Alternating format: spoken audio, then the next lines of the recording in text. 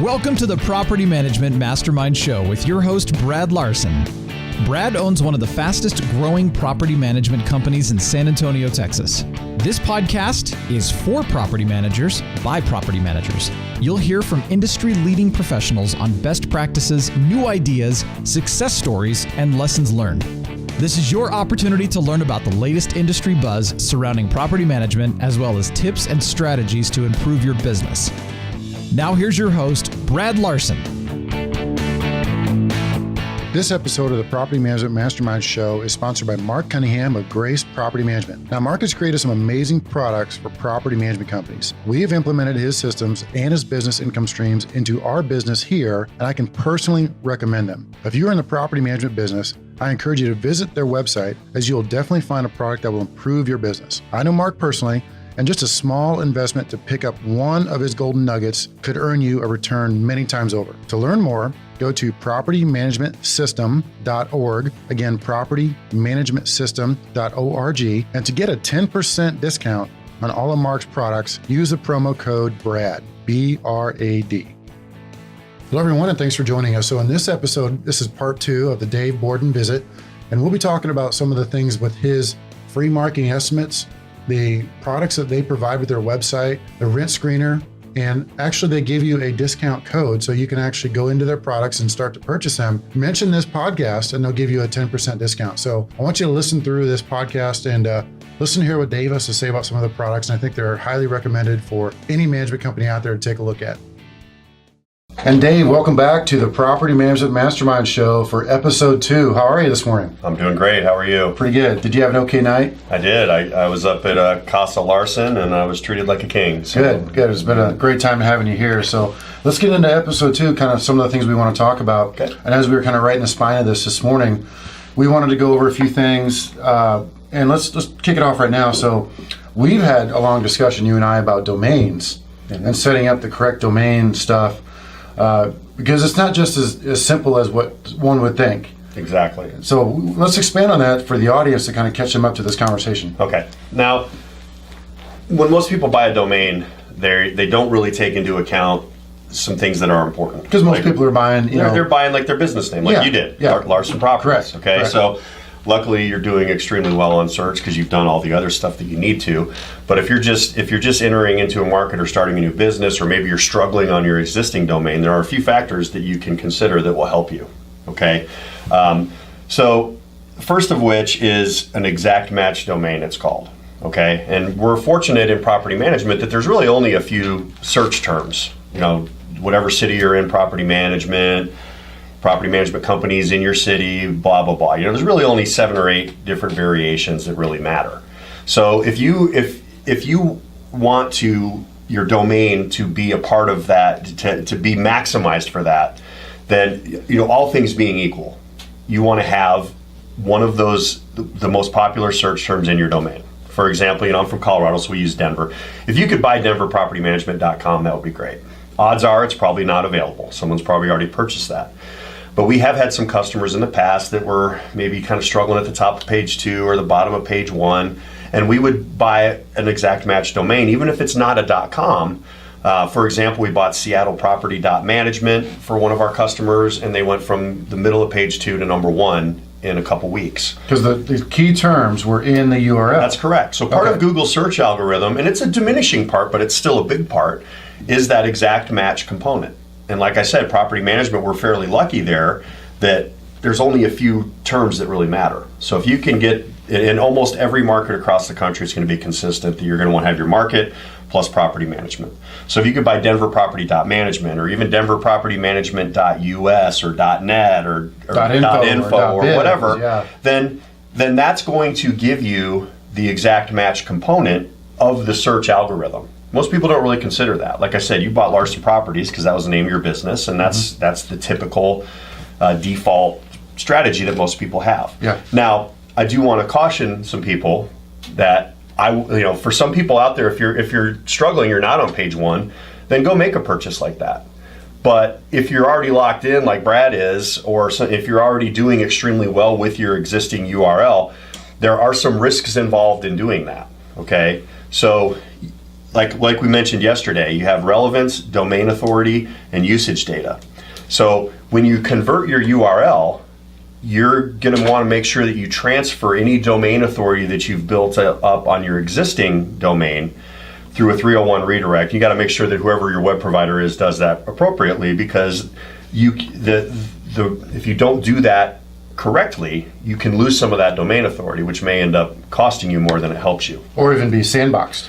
Well, you're not going to really get sandboxed for doing a redirect. Okay. If you're trying for the folks out there, sandboxing is where Google says you need to go to timeout, or Google says you're doing something we don't like, Yep. and we're gonna exclude you from search results until we feel like you're doing what you're supposed to do again.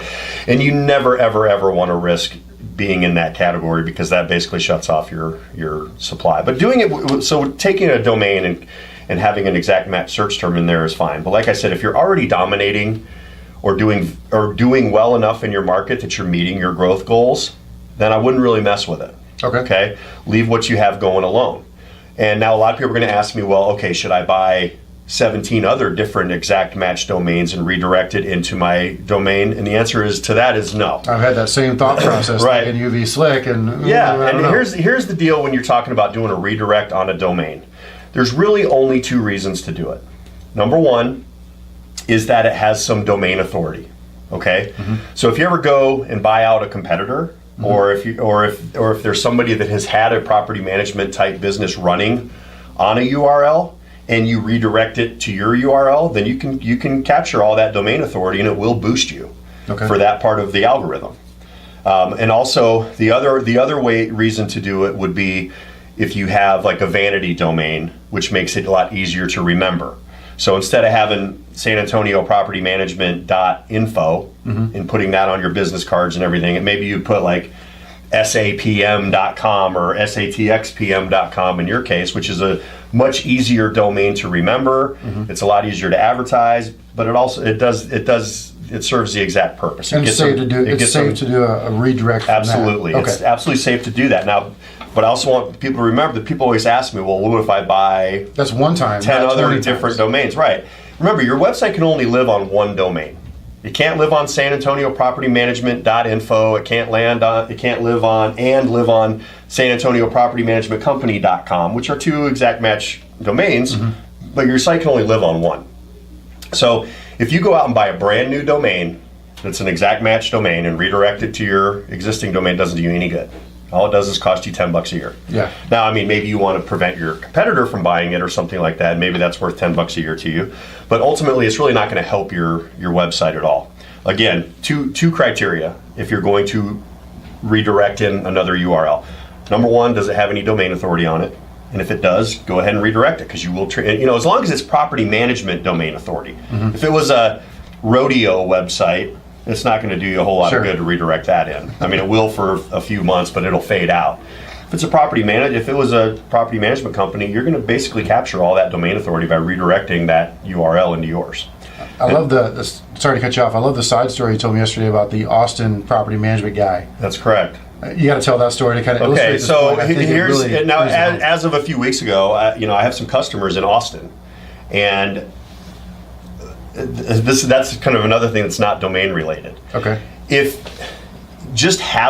your company is named an exact match term, you have a huge advantage. For example, I was just kind of monitoring how my customers in Austin were doing, and I did a search, and I was in Colorado. So you realize you're going to get different results when you're in market versus out of market. Yeah, one of the biggest, probably the single biggest factor now for Google is location. Yeah. If you're at the Starbucks across the street from a property management company and you type that term in, there's a much higher likelihood that you're going to get the company across the street, even if they're not necessarily as optimized as the guy 10 miles away.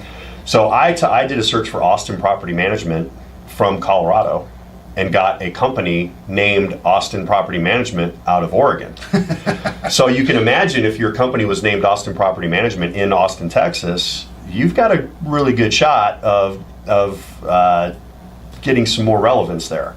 So, and that's going to be on your Google business page. So, I guess the recommendation there is, if you can, name your company that. Obviously, again, the same thing applies to the domain though. If you have a well-established business that's been there for a long time, you don't want to change your name. Yeah. I mean, again, it goes back to growth goals. But if you're brand new and you haven't started yet, take advantage of everything that you can. Get an exact match domain. Call your company a search term. I mean, there was a blog article a while ago that somebody in Paris named their hotel Paris, France Hotel. That was its name, and so then when you search it, it has a higher likelihood of coming up. So that's another factor to consider. I like that part. And one of the things we talked about too is diluting yourself, because there are some schools of thought that say to go ahead and open up different market centers around the same market you're in to catch that particular name. So for example, there's a city in Boerne, which is near San Antonio, and so if you set up the Boerne property management, a great example is, there's a company out of Houston that has done that to where they've set up 5 or 6 different market centers around them, and it could be worthwhile, but it also could dilute their branding. Kind of talk about some of that. Okay, that's always a tough question. If you're in the same market, kind of like an MSA, like San Antonio or something, I would really recommend keeping your experience to at least one URL. Mm-hmm. Now, if you can establish a physical presence in different parts of town, it will help you from a search perspective. Like I said, location is a big factor. If you and you can set up a Google business page for each of your locations. Okay. Now, don't try to trick them, because again, you end up sandboxed. If you're putting up a PO box as your address at a UPS store, Google's pretty smart at figuring out that that's not really a business address, and then if they don't penalize you for it, they're certainly not going to give you any credit for it. Sure. So, if you actually have operations in a physical address, set up another Google business page, because that will give you that location part of the algorithm. Mm-hmm. But I wouldn't really recommend doing that unless it has a relevant business purpose. I wouldn't go incur the overhead of opening up an office simply to get a little better search engine ranking for a certain part of town, unless it also contributes to your business. Like, it gets you closer to, if you have a huge group of properties at a far away part of town, then that's certainly worth it to, if it economically makes sense to do it from a business perspective, then it will help you from a search perspective. I would agree. But I don't recommend doing it for the search part of it if you don't also have an accompanying, business goal. Yeah, real need. Right. So your marketing staff or your property management team out in that location can actually use that location. Yeah, but if you have 200 or 300 homes there, or that within a close proximity of that office, absolutely. Yeah. I mean, because you can save a lot of money. A lot of times, property managers lose money when they hop in the car, because they got to fight traffic to do showings, and they have to do inspections and that kind of stuff. Those are the kind of things that you need to keep to a minimum if you want to stay really profitable. We've made some of that effort here. So, for example, I always call it windshield time, and that's not a term I coined by any means, but our portfolio managers were doing 2 walkthroughs prior to kind of one of our efforts to eliminate some of that stuff, and they were doing a walkthrough when a tenant vacates, common sense stuff. Make ready would be done, pictures would be done, then they'd do a walkthrough at the end prior to a tenant moving in. Okay. Well, the walkthrough at the end is literally a minute, right. 2 minutes. They'd walk in, everything looks good, okay, it's clean, smells good, okay, good, it's ready for the tenant to move in. So we've eliminated the high dollar portfolio managers from having to drive to do a final walkthrough at the end when the tenant's going to move in the next day or two. Mm-hmm. So we outsource that, we'll insource it sort of to our maintenance team. So the maintenance team, on a lower dollar employee, team member, will go and do the quick walkthrough, grab the sign as needed, and it eliminates the portfolio managers, the single owner point of contact, the people that are actually talking to the owners and doing the high level stuff. Eliminates from them having to drive 30 minutes across town, a 1 minute walkthrough, pull a sign, and drive back to the office to continue working. That's an hour of time for 1 minute of. And that's illustrating that point we just talked about. And that's kind of switching gears on what you're focusing on is more the marketing, the website presence, right? And some of the things that we wrote down to talk about was content. Yep. And that's the next on the list. Okay, perfect. We can talk about that. We have a certain philosophy that we've brought to the industry that works, and we know it works because our customers do extremely well. You take pretty much any market across the U.S. and our customers are on the front page. Mm-hmm. You go to Atlanta, we're 10 for 10. Go to San Antonio, we're 6 out of 10. Denver, we're 5 out of 10. So our methodology works, but people ask specific questions on how much and what kind of content they need to put out on, like, specifically their property management landing pages.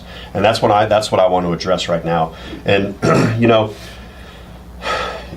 if you put a thin piece of content on your management page,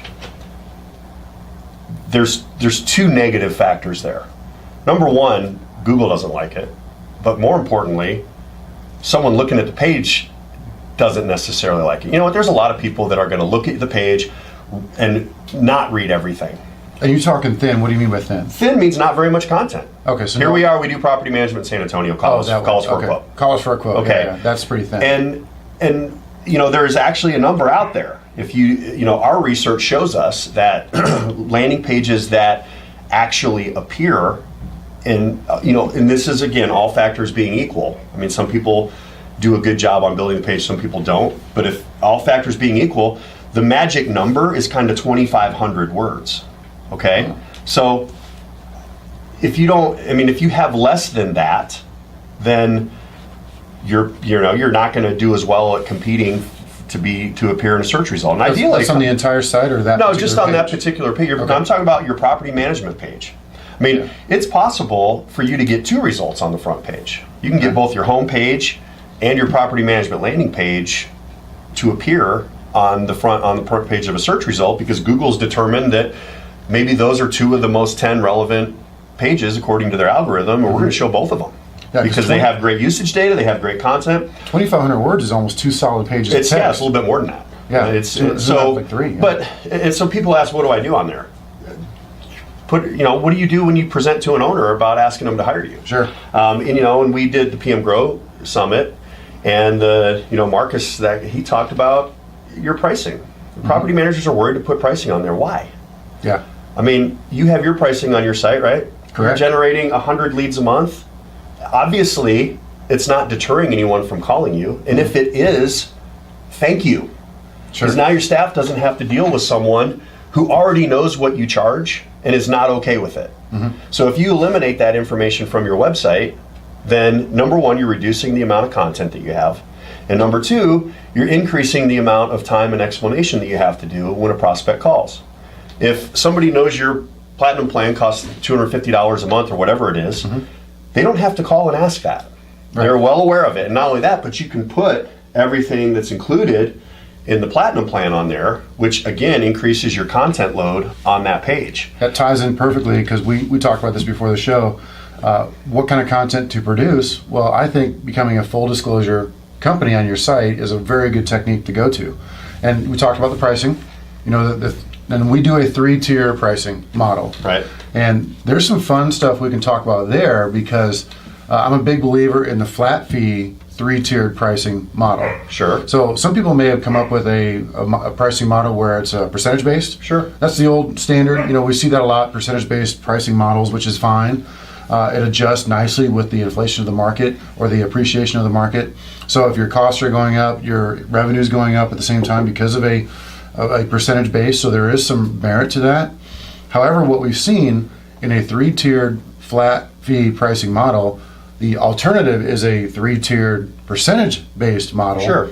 It reverses itself. Okay. So let me explain that. So what happens is, let's say you have X plus 2, X plus 4 for a percentage-based 3-tiered pricing model. Sure. Or even a two-tiered pricing model. You can do, people have done that before, or a 6-tiered pricing model. The point is, what happens is the more you price something, the more goodies you're putting in. Sure. Because you want it to add more value, correct? Yep. So the lower end home, who you may not necessarily really want to deal with, will go for the higher percentage plan because of all the goodies it's a lower price. Thrown in. Yep. Right? But they're still not paying for that because it's a percentage based. And so on the reverse of that, the higher end plan at, let's say, X plus 4 something, if you're going 0, 2, and 4, the higher end plan then attracts the lower end clients.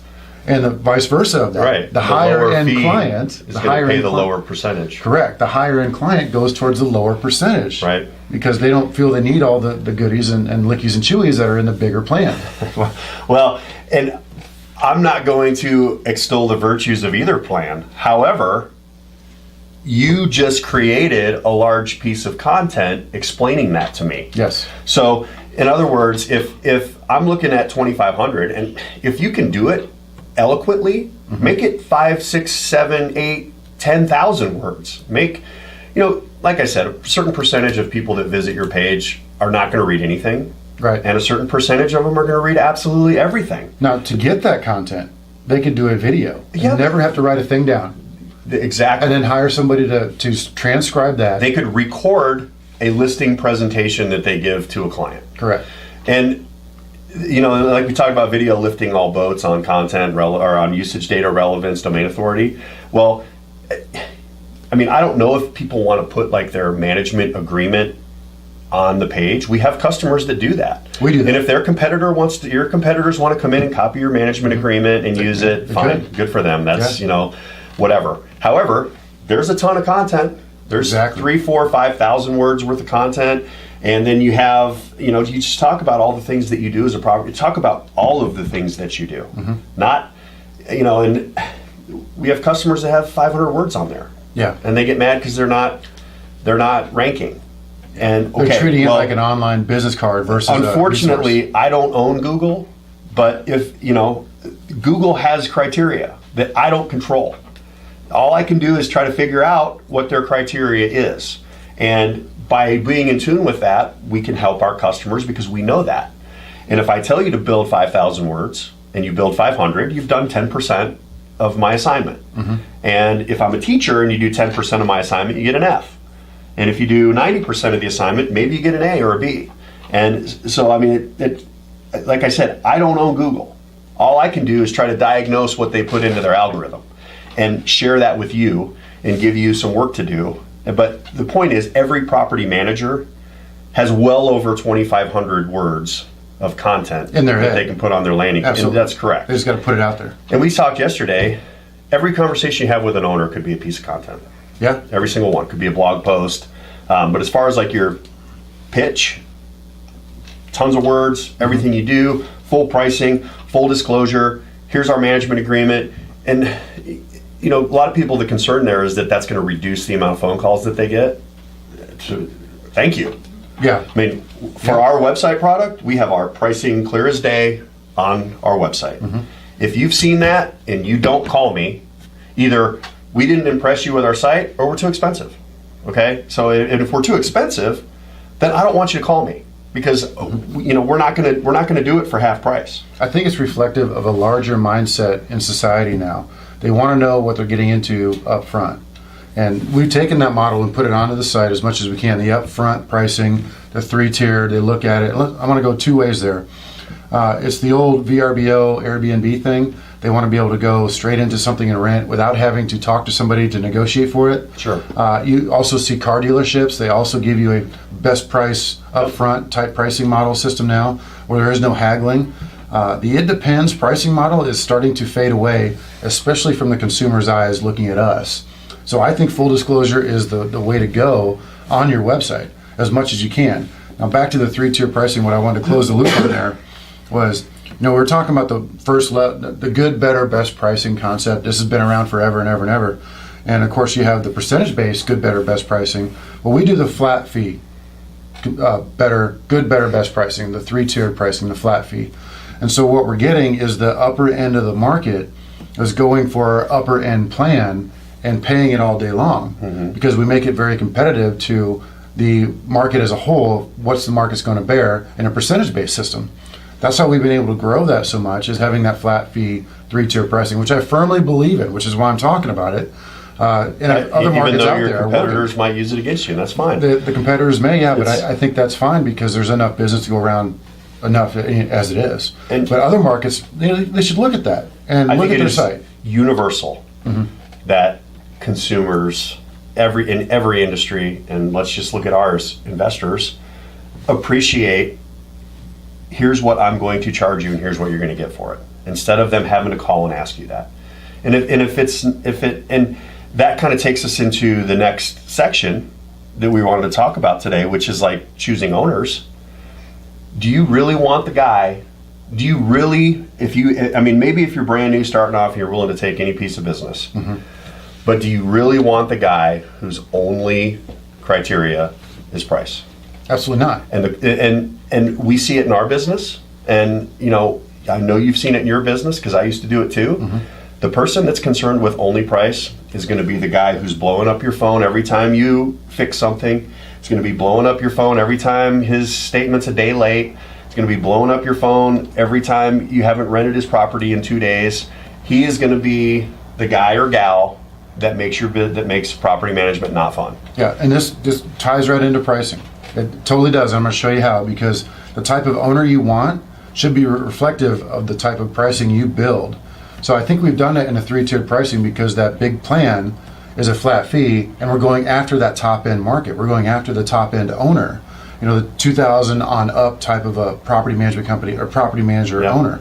That's one thing. And the other thing is we want investors. So the thing we haven't even talked about yet, that again goes into pricing, and it's kind of something we haven't really touched on, but we offered a multiple property owner program on our website in full disclosure. Okay. Because we're looking at it like, who do we want? We want investors. We want the investor that has 4 or more units to come work with us, because they're less emotional, they're all about the numbers, and they understand this is a business. The people that own 4 or more properties. So we developed a multiple property owner plan that's on our website. It's full disclosure.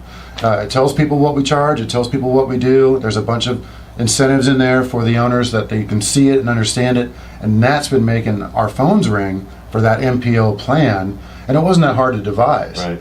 You just change a couple things. And you just landed things a out. 20-unit customer, right? We landed a 20-unit customer earlier this week. Okay. So things work out when you put it out there, and we would never have gotten in front of that particular customer if we had taken the it depends pricing model, because he's going to shop from 10 different other companies, and someone out there may lowball. But if you can get in front of that person and be one of the first ones and provide them a good estimate up front before they have to go out and shop, right, they're going to appreciate that and give you an opportunity to work with them. It also, the other fun part of this, the multiple property owner agreement is great for those owners that have 2 or 3 properties and say, look, here's an idea for you. We want you to go out and buy another investment property. We're going to turn you over from X plan to the multiple property owner plan. You just got to go buy one more home. Mm-hmm. And they understand that because we offer a lot of incentives. It's a flat fee. They can plug it right into their cash flow analysis when they start looking at that to say, okay, my management fees are X. That's a fixed cost now versus a variable cost. Right. And it motivates them to go out and buy a potential 4th or more property to get into that multiple property owner plan. Probably get that commission when you sell it. And yeah, potentially. If you have a sales department, you can get it. We have a sales department here, so we can be the one that can sell the home, or we can be the one, sell them the home, or we can be the one to sell them the homes later on when they're done with them. We've always tried to do the package deals inside of there. That's another golden nugget potentially to go out there. Instead of letting your sellers sell, if they make win that they want to sell, try to take that property before it hits the open market and get it to an investor. Or maybe start an investor list. One of your other people in house, absolutely. Exactly. And I think that's an opportunity that a lot of property managers miss out on. They let a lot of sales walk out the door. And some people don't do sales because they want to have referral business from other realtors, and that's certainly one way to do it. But if you do sales, there has to be some kind of proactive plan. And we're guilty of that too, because the owner's coming at you saying, we just want to sell, we just want to sell, we just want to sell. Mm-hmm. Versus if you say, hold off for a few days, let me look at your numbers. Okay, you want X, and then we need to get X for your rent. Mm-hmm. So how about we do this? The commissions that we're going to normally charge you will be reduced by contractual agreement anyway, because we don't have to involve a buyer going on the open market. So it's a win for the owner. We sell it for less. Right. We take that package investment with a tenant already in place with an X dollar amount in rent, a fixed cost, because one of the things investors don't like is, well, we think it's going to go for $1,500. Right. We think it's going to go, and here are the comparables that show it, but isn't it nice to show them a lease agreement and a tenant ledger that says, yes, we've been getting in $1,500 for 6 months. Here's a lease agreement that goes for another 6 months. This is a package investment. So you got your fixed rent, you get your fixed cost. An investor can come in and buy that particular property, and you manage it. Yep. You manage it. That's the point. When they sell on the open market, the management agreement is gone. Yep. I mean, 9 out of 10 times. Maybe they'll come back to you, but 9 out of 10 is either odds are self-manage it's or going move. to be owner occupied. Yeah. There's just too many. Yeah, there's too many variables. You're going to lose it. Probably more than 9 out of 10. Yeah, at least. So one other thing we talked about is back to the choosing owners part. Before you sign, we talked about some maintenance issues. Yeah, this morning, like we were. approvals and one of the biggest things that I've seen property managers deal with, and I saw it with my own parents and their company, is who's in charge? Is it you or is it the owner? Let's take a quick break for 10 seconds here, Dave. We'll touch right back on that. Today's show has been sponsored by Virtually Incredible, providing tenant screening services, call center services, and video production services to property managers. You may also visit them at virtuallyincredible.com. And we're back. So thanks, Dave. We were talking about the maintenance stuff a little bit ago. I call it owner training. Owner training, yes. And it really is the difference between having, property management dealing with tough owners and tenants sucks. Yeah, and I'll tell you the backstory here for the audience. So our director of maintenance, her name is Karen, and she must have gone 8 or 10 issues this last weekend with air conditioning calls. It's middle of June. It is 100 degrees this last weekend. Of course, all the air conditioning calls were going out, and it's never something that we can automate. Even though we use a third-party vendor to help with the 24/7 calls, someone physically still has to make a call to an owner to say, you have a busted air conditioning, it's going to be $800 to fix it, and an owner has to bless off on that. Right. So, but it's a good opportunity to talk about us training the owners. Right, and I know everyone has different criteria. Of course. But, the most successful property managers that I've seen, they do a lot of things, but one of them is that they're in charge of their owners and their owners trust them. Mm-hmm. And if they don't, then please send them somewhere else. Because did you, in any capacity in your life, do you ever want to work with someone you don't trust? No. And if your owner doesn't trust you because they've been burned by another company, or they're cheap, or they don't really care about maintaining a nice property, that's, to me, I would just say, hey, we're not a good fit. Mm-hmm. But I think going into any kind of negotiation, when they're gonna hire you, I think the better job you do of laying out what operational requirements you have, and that's a perfect one, is like cost criteria on maintenance. Hey, if it's over X amount of dollars, we're going to make an attempt to contact you, and you have X amount of time to get back to us, or we're going to make the call ourselves. And if you're not okay with that, here's my least favorite competitor across town. Give him a call and go work with him. And if it's a life-saving or an emergency type situation, we're going to make the call anyway. We're not even going to contact you. If it's 110 degrees and the air conditioner's not working, we're fixing it. It doesn't matter how much it costs, because we're not going to open ourselves up to the liability, ourselves and you, up to the liability that exists with that. Yeah, we try to instill the confidence in the owners to get that type of response from the very beginning. It's not always as easy. And I got to tell you this little side story. Karen was telling me that it was a rough weekend. She had a lot of phone calls to deal with, and that's not what we want. Number one, we don't want to burn her out. But number two, she told an owner this exact quote, and I thought it was very poignant. And she said, "Your owner is super ticked." She said that. She said, I'm sorry, I screwed it up. She said, "Your tenant is super ticked off right now, Mr. Owner." And the owner's like, "Well, I guess you're right. The tenant would be super ticked off right now if it's 23 June and 98 degrees outside." Mm-hmm. Inside. And exactly. And it changed the owner's mindset. Like, yeah, if I was there, I would hate live too. Let's go ahead and fix it. Don't even worry about a second quote, because it'll take 3 days to get somebody there for a second quote in the summer. And again, I think that the whole second and third quote stuff, say, look, we have an HVAC contractor that we do tons of work with, and they're going to give us the best price, and I don't have time to get 3 quotes for you. Yeah. I'm sorry. That's right. And if that's what you require out of me, then I don't need your business. And I know that's a lot easier said than done, especially if you're just getting started out, and it's hard to turn down accounts. Mm-hmm. But, in every single business, that 80-20 rule applies. And the 20% of your customers that are the most vocal account for 80% of your time. Yeah, when signing on an owner, that's one of the conversations you're definitely going to want to have, is let's talk about how we communicate, because owners may want to communicate with you via phone, via email, via text, via smoke signal, whatever. They're going to tell you how they like to communicate, and that's a good question to ask them. Yeah. How do you like to communicate with us, Mr. Owner? Right. Well, I really just go ahead and text me, or never call me, or email me, or whatever. Right. But then that's your opportunity to turn around and say, okay, look, we're not going to text, call, email you. for an emergency under $500. Right. If it's going to be an X amount for an air conditioning repair in June, and the contractor's in the driveway asking for permission for a $400 fix, we're going to get it fixed right then and there. Okay, now if he says it's going to be a $4,000 fix, we'll come back to you and we'll talk, and maybe we'll figure out another plan, but we're never going to approve something that's over the top. And then we start talking, say, health and safety issues in that regard, and that stuff's got to be approved. And again, it just boils down to, do you trust me or not? Correct. And if you trust me, we're going to have a great partnership. Now, you guys have the same kind of stuff We have the going on. exact same thing. I mean, when we have a customer calling us and they're asking certain questions that we have that are flagged as someone that we may not want to work with, someone that, and, you know, we love delivering an excellent level of service to our customers, but there are limits to that. I mean, we charge $129 a month for maintenance and support and everything you could pretty much ask for on a website, but some people want us to be like their in-house developer. For $129 a month, and we can't do that. So we're going to kindly tell that person that we're just not a good fit, and we're going to send them off to our biggest competitor and have them build their site.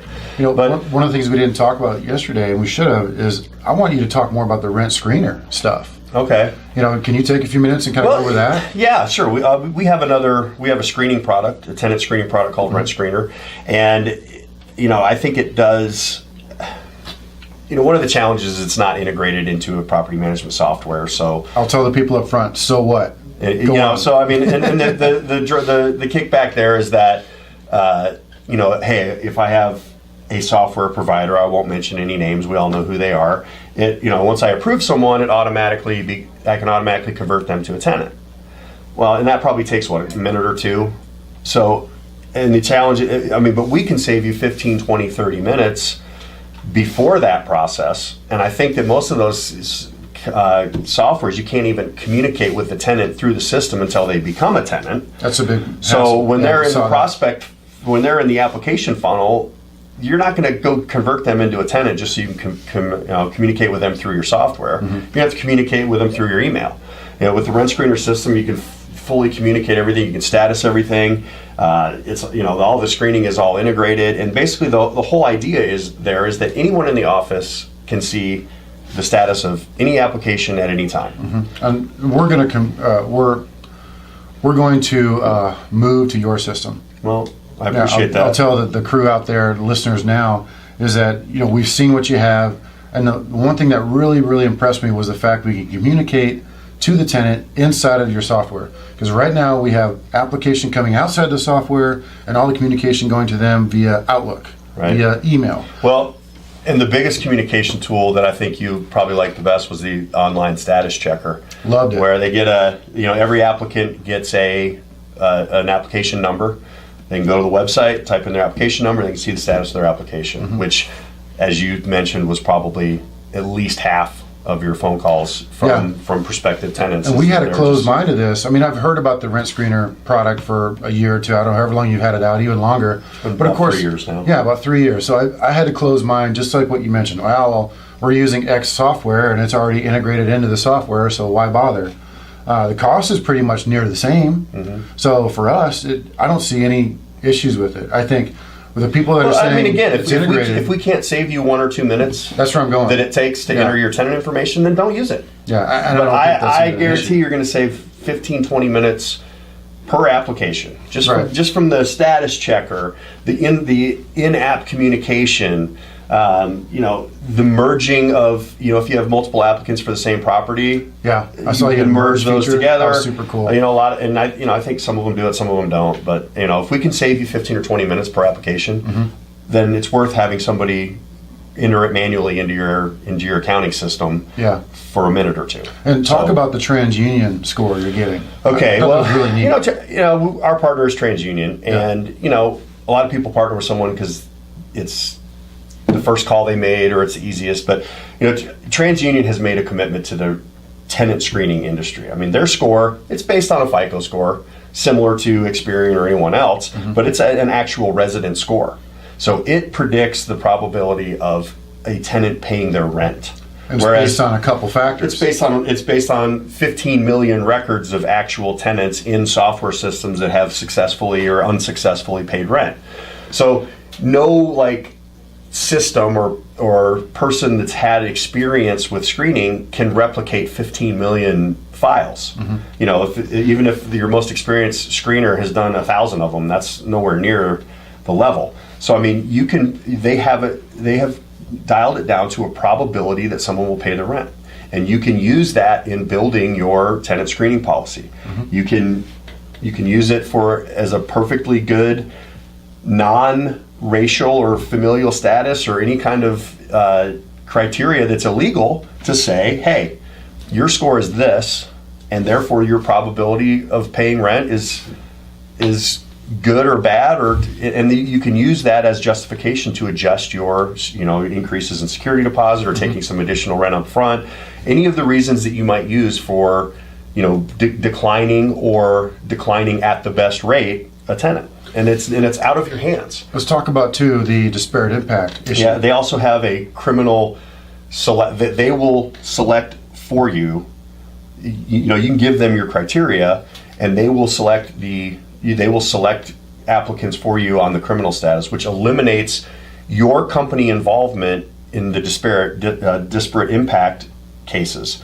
So, in other words, last year they passed a law that you cannot just use ironclad criteria on criminal if it negatively impacts a group of people, minorities or races or whatever, disparately. Yeah. So if there's a minority out there that has a higher percentage of felony occurrence and you decline them for felonies, you can still be sued for that. So having a third party make that decision for you eliminates that from you guys having to have any liability for that. Yeah, it's impressive. I mean, we saw just a quick demo yesterday, and it's definitely something we're going to implement right away here. Pretty excited about that. So let's talk about, we also had a conversation before the show about the trending industry happenings and stuff that's coming up that's going to really be impressive. So, for example, I'll start this off with, one of the things we're doing now is we're pushing into a unaccompanied vacant home showing situation. And this is nothing new, but we've taken a little bit of time to make sure we can do that, because this is a very co-brokering market that's very familiar. Everybody co-brokers here, and that's something that we had a harder time. And then we also had to train our owners to get off of that 30-day window where they want to advertise the home. The last 30 days, the tenant is in the home, but you're showing a home with a tenant in the home, and it never shows well. And they're not super cooperative. About it. I mean, if you've ever been in that situation, it's no fun to have people traipsing through your house, especially when you're trying to move. Got to have it clean.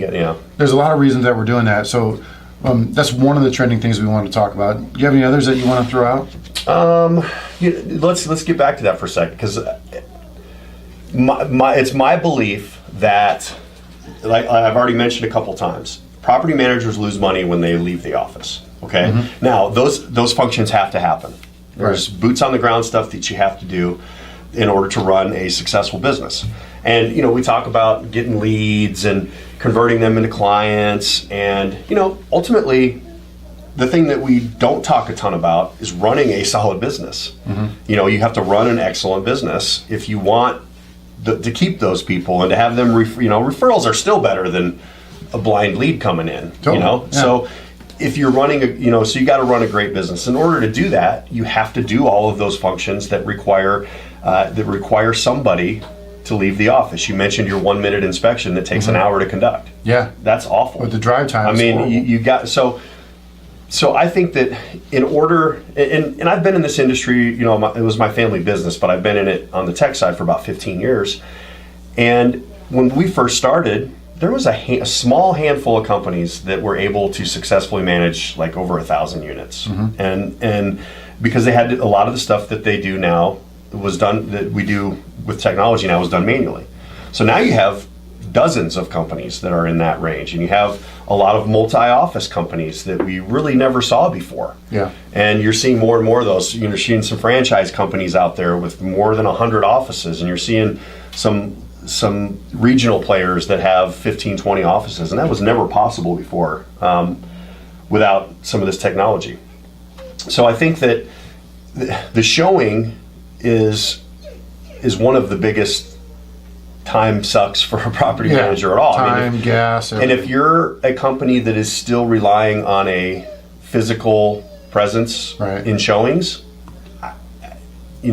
just talking about where I live, Denver area, you jump into traffic and you have to go 10 or 15 miles to do a showing. You've just committed yourself to potentially 1, 2, 3 hours of time. Whereas if the tenant can self-service that, and if they can go there and take care of that themselves without your assistance, then you've just saved someone in your office 3 hours of commute time. And let's face it, tenants don't really need your property manager there. The only risk is that maybe you get the wrong person in there and they steal stuff or do damage or whatever. And I think that with a lot of the technology, they're collecting credit card info. They got the driver's license info. They have that person pretty well identified. They do. And guess what? If 1 out of 1,000 showings results in some kind of theft, it's better to compensate the owner for that than it is to spend the 3,000 hours that you would have spent on the other 1,000 showings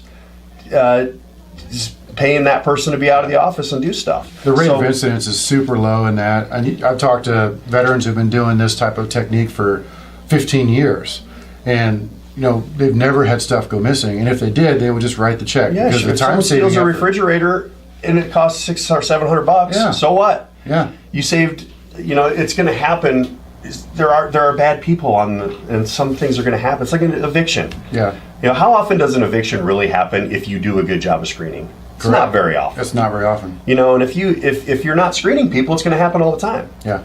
But if you do a great job of screening people and have good criteria, you're not going to have evictions. Yeah, stuff happens. If you put 1,000 people in there, somebody's going to lose a job, get divorced, file bankruptcy, and have to be evicted. It happens. But if you do a good job of screening, you can avoid most of that.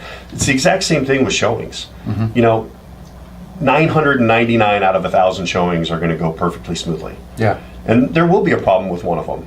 But the cost savings that you get from those other 999 far out, they could destroy the entire house, and you'd probably still be ahead. Yeah. So, and then if they do that, then you have insurance. So last thing we want to talk about is we had talked about promo codes and how people can can reach you and how that's going to work for you. Okay. Well, the easiest way to get hold of us is propertymanagerwebsites.com. Okay. My personal email is dave@kohva, KOHVA.com. Like I said, it was just an available 5-letter domain name. Kohva. There's no secret. Did you name your dog Kohva? No. You should have. It's Archie. There's no secret behind that term. So dave@kohva.com if you have any questions or if you want to talk to us about any of our products, any of that stuff, we'd certainly appreciate that.